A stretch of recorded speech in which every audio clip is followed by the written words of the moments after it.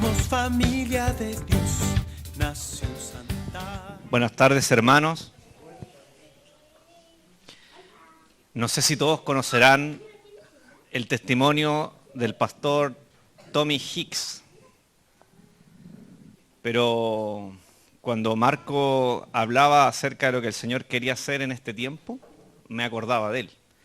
Tommy Hicks era un pastor misionero que el Señor lo llevó a predicar la palabra a Argentina. En la década de 1950, bajo el gobierno peronista, Domingo Perón, no sé si han escuchado hablar de Perón, y él quería hacer la primera campaña que nunca se había hecho en Argentina, una campaña evangelística.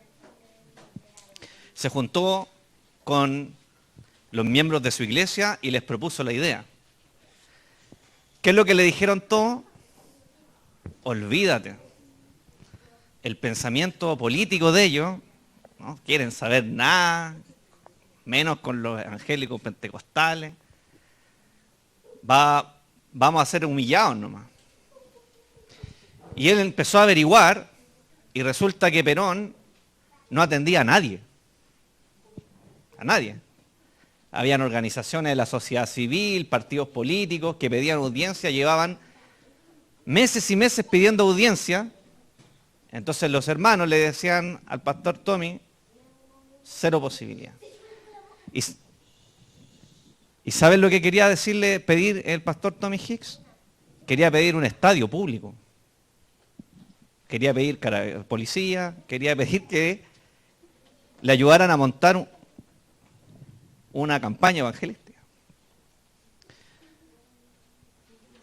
Y lo cuento, así como anticipándome a la historia, porque el pastor Tommy Hicks inició un avivamiento en Argentina en la década del 50, de la cual, o a través de la cual la iglesia cristiana en Argentina creció como nunca antes, y por medio de la cual muchos de los hermanos que luego recibieron la palabra del reino, que nosotros también hemos recibido en su juventud,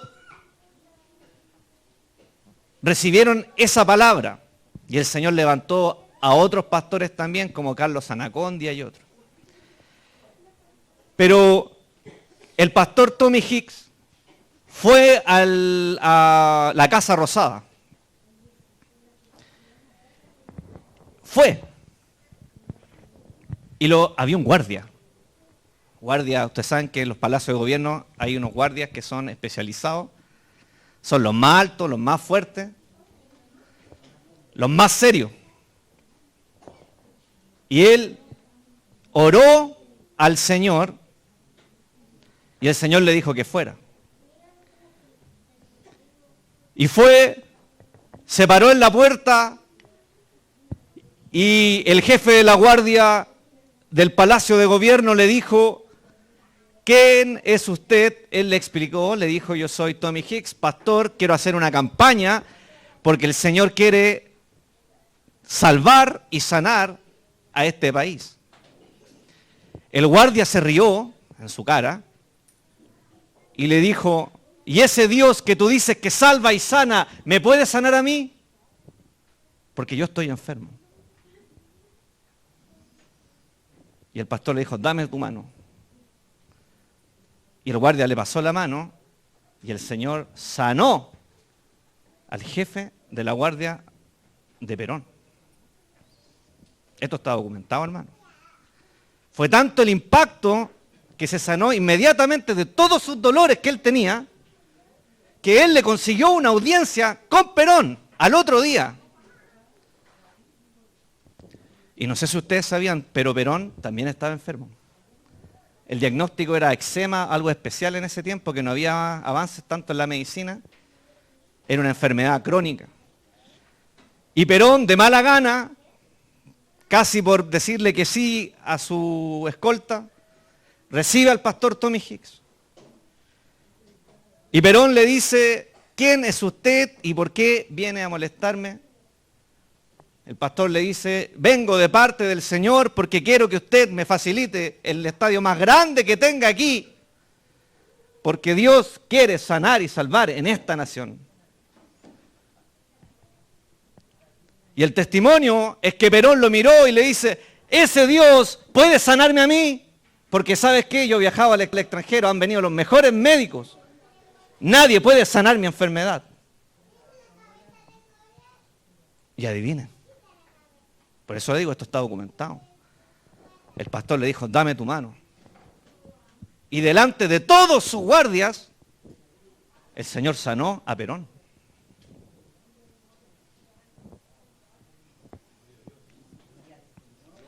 Y por eso Perón le facilitó el estadio más grande que había en Argentina, le pasó todo, y a partir de esa campaña nació un avivamiento en los 50 y los 60 en Argentina, y a partir de ese avivamiento Dios levantó a grandes hombres, que hasta el día de hoy muchos de ellos siguen siendo pastores. ¿Y por qué les cuento este testimonio? Porque antes de morir, Tommy Hicks, el Señor le dio un sueño. Le dio una visión en un sueño. Y él, como sabía que quedaba poco tiempo de vida en la tierra, lo escribió, pueden buscarlo, escribió en una carta, y para no extenderme más, el Señor lo llevó en el espíritu, en el sueño, y él estaba en el aire y veía a todo el mundo. Y el Señor le dijo en el sueño, por el espíritu, esto es lo que va a suceder antes del fin. Y el pastor Tommy Hicks dice que el Espíritu Santo le mostró y empezó a mirar como el globo terráqueo, y dice que empezó a ver como una cordillera o unos montes que empezaban a crecer. Pero después dice que se puso a mirar y no entendía, como que están saliendo montañas, y se dio cuenta que no eran montañas, que era alguien. Eran las rodillas de alguien que estaba durmiendo y que se estaba poniendo de pie, pero su extensión era de todo el mundo. Y ese ser se ponía en pie sobre el mundo y en sus manos tenía llamas de fuego.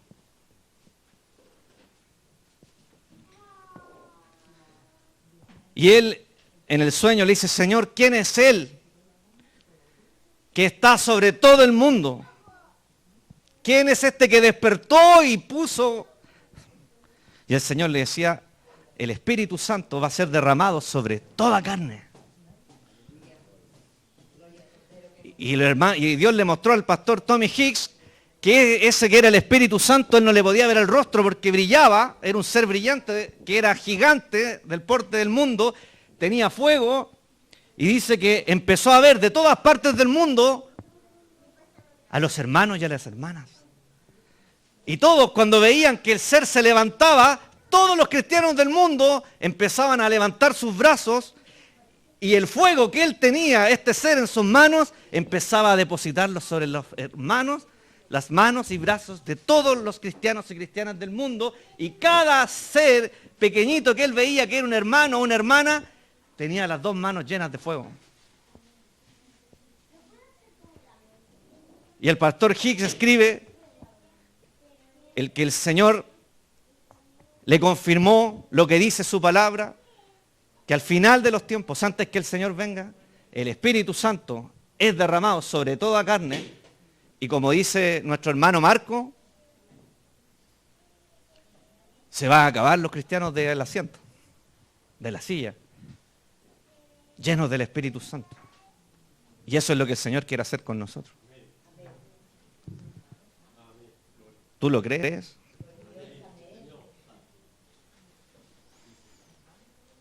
Vamos a cenar, pero antes quiero que leamos juntos en Primera de Juan 1, versículo 5. Primera carta de Juan, no el Evangelio de Juan, primera carta de Juan, capítulo 1, versículo 5. En la Reina Valera se le ha puesto como título Dios es luz.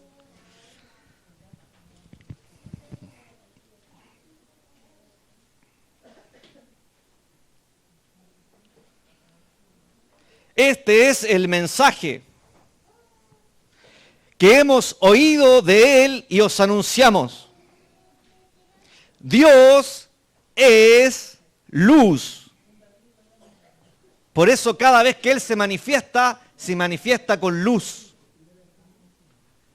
Se manifiesta resplandeciente. Y como lo vio nuestro hermano, una luz tan grande que no podía verse su rostro. Podía verle de los hombros para abajo, pero la luz era tan refulgente de su rostro que no fue permitido verle. Dios es luz y no hay ningunas tinieblas en Él. Si decimos que tenemos comunión con Él y andamos en tinieblas, mentimos. Y no practicamos la verdad.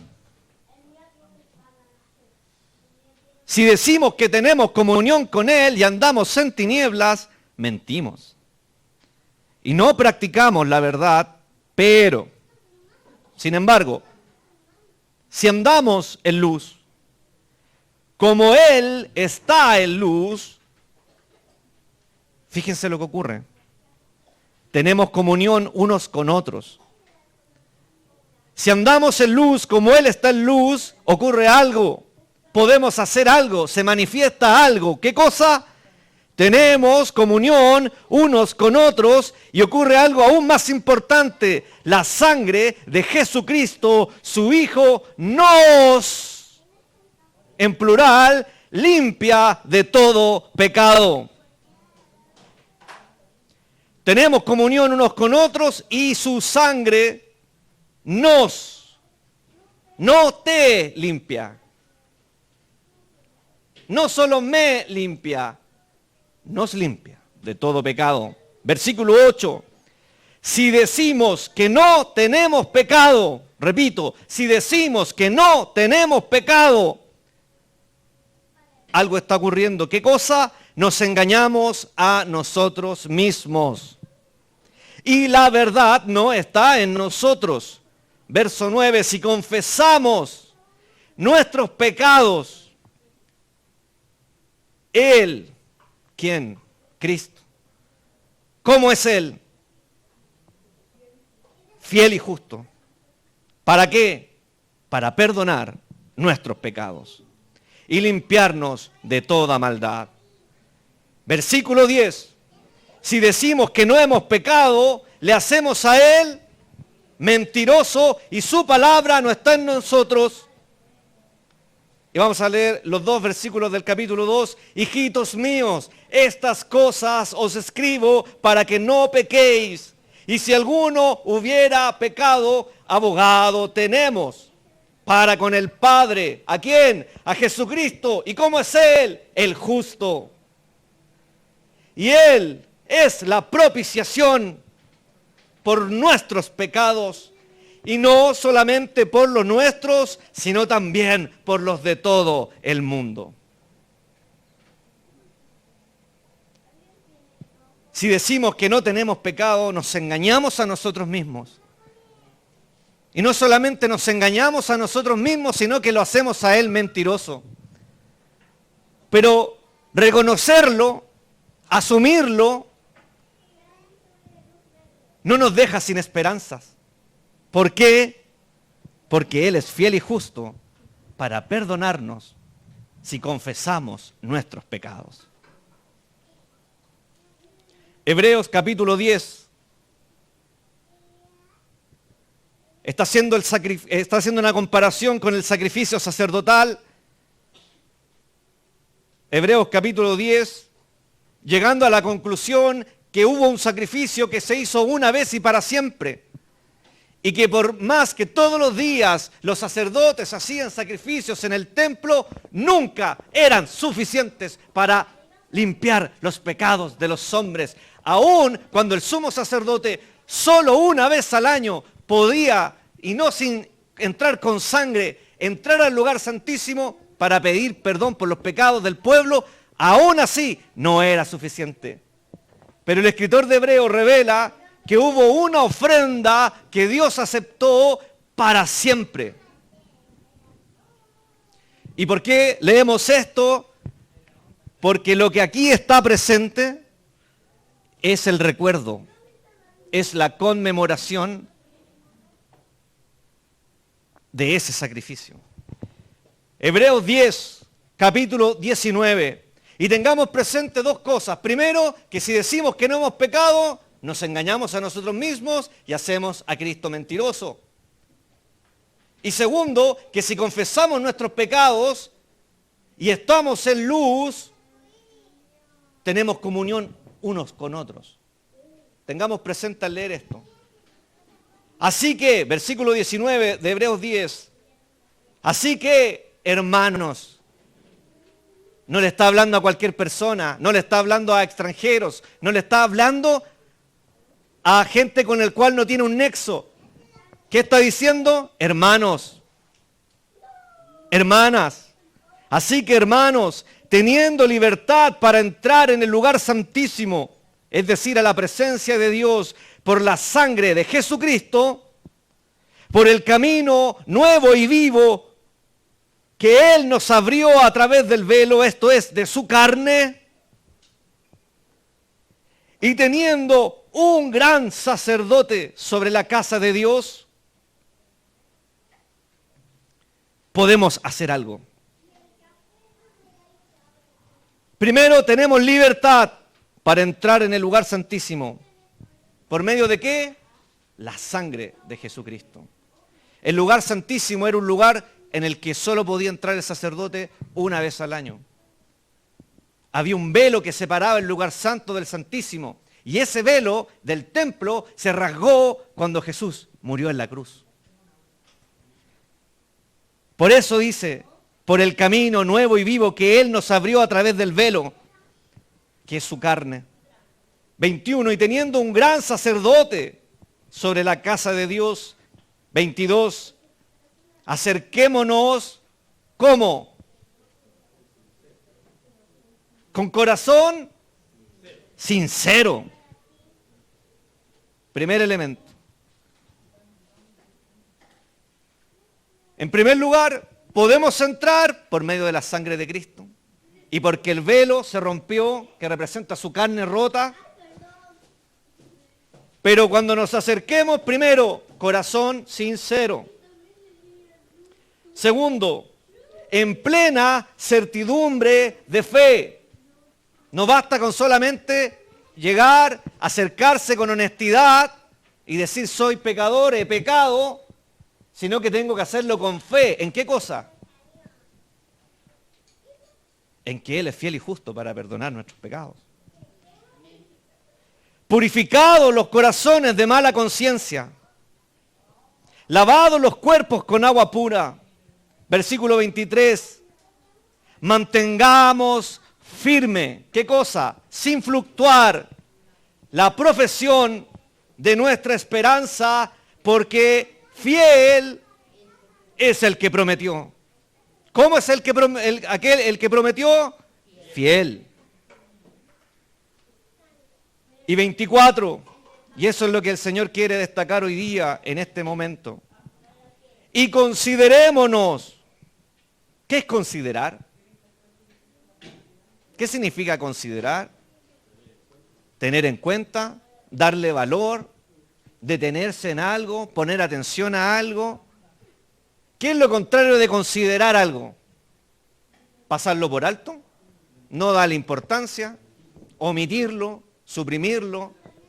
¿Pasar por el lado y ver que no suceda? En cambio acá nos ha dado todo esta introducción de por qué podemos estar en la presencia del Señor, pero dice que debemos considerarnos unos a otros, pero no para cualquier cosa.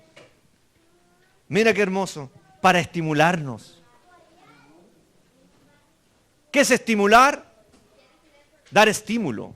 ¿Y qué es dar estímulo? Es transmitir apoyo, animar, entregar lo que a alguien le hace falta para que pueda lograr un objetivo. En biología, un estímulo, ¿qué es? Una energía que afecta a un cuerpo, que afecta a un tejido, que afecta a los sentidos. Entonces debemos considerarnos, pero para estimularnos al amor, en primer lugar, y también a las buenas obras. Y aquí viene el famoso versículo que todos han escuchado, 25, no dejando de congregarnos, como algunos tienen por costumbre. Y aquí no está hablando del que no pudo venir porque está enfermo, porque le tocó turno en el trabajo, sino al que hace de no tener comunión con los otros, lo hace una práctica. Es decir, que cuando tiene comunión, esa es la excepción. La excepción en esta persona es que vino, es que tuvo comunión con otros.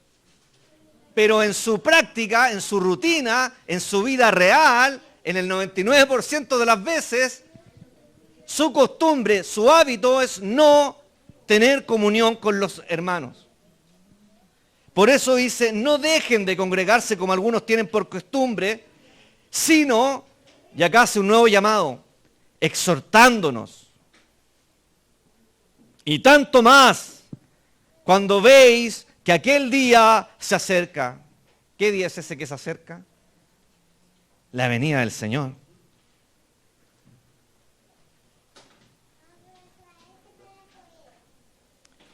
Acercémonos, leo el 22 de nuevo, con corazón sincero, en plena certidumbre de fe, purificados los corazones de mala conciencia, lavados los cuerpos con agua pura.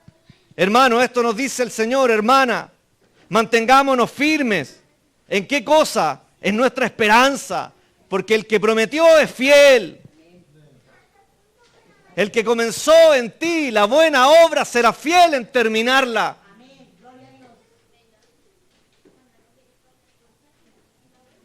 Y considerémonos, tengámonos presentes unos a otros, estimulémonos al amor, estimulémonos a las buenas obras y no dejemos de estar juntos, de congregarnos, sino que nos exhortemos.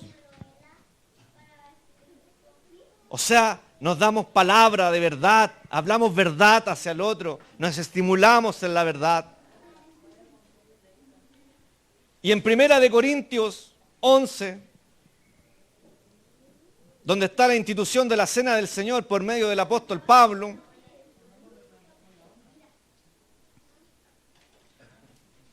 Primera de Corintios 11, 29, porque el que come y bebe indignamente sin discernir el cuerpo del Señor, juicio come y bebe para sí. Y esto a mí siempre me ha impresionado lo que escribe Pablo a los Corintios, versículo 30. Por lo cual, hay muchos enfermos y debilitados entre vosotros, y muchos duermen. En el griego literal, muchos mueren entre ustedes. 31. Si pues nos examinásemos a nosotros mismos, no seríamos juzgados. Mas siendo juzgados, somos castigados por el Señor. ¿Pero para qué? Para que no seamos condenados con el mundo.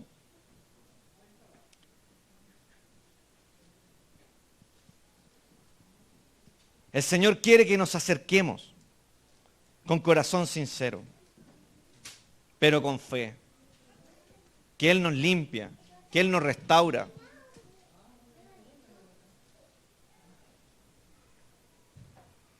Y esta carga yo la tengo de parte del Señor, porque sé que el maligno es acusador y te va a decir que no eres digno, que no mereces, que no te mereces nada. Y una de las grandes mentiras de Satanás, ¿sabes cuál es? No puedes ser igual a Jesús. ¿Cuál es el propósito de Dios? Que seamos semejantes ¿a quién? A Él. ¿Cuál es el propósito eterno de Dios? Una familia de muchos hijos iguales a Él. ¿Qué dice la Escritura? Que estamos siendo santificados y un día seremos glorificados y un día le veremos cara a cara tal como es. Y ya no habrá más corrupción. Pero mientras eso suceda, como dijo el apóstol Pablo, miserable de mí, ¿quién me librará de este cuerpo de muerte? ¿Por qué? Porque el bien que quiero hacer, eso no hago. Y el mal que no quiero hacer, justamente eso hago. Pero gracias, dice, doy a Dios por nuestro Señor Jesucristo, por su sangre, porque Él es fiel, justo.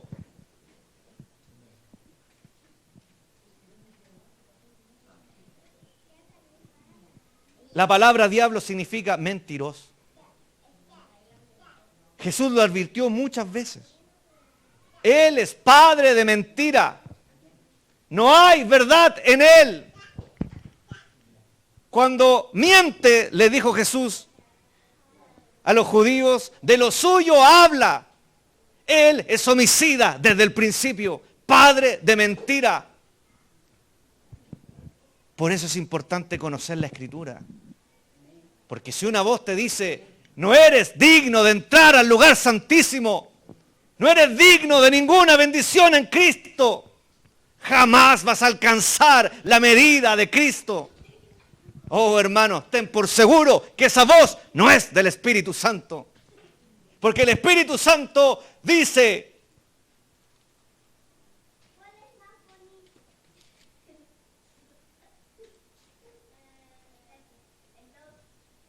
esto dice el Espíritu Santo.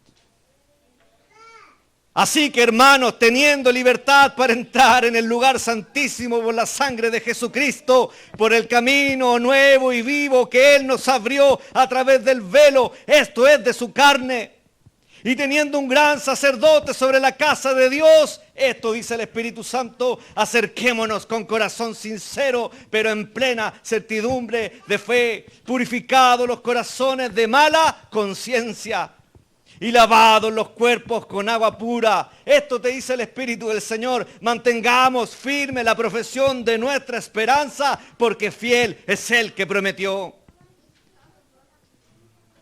Y considerémonos unos a otros para estimularnos al amor, a las buenas obras, no dejando de congregarnos.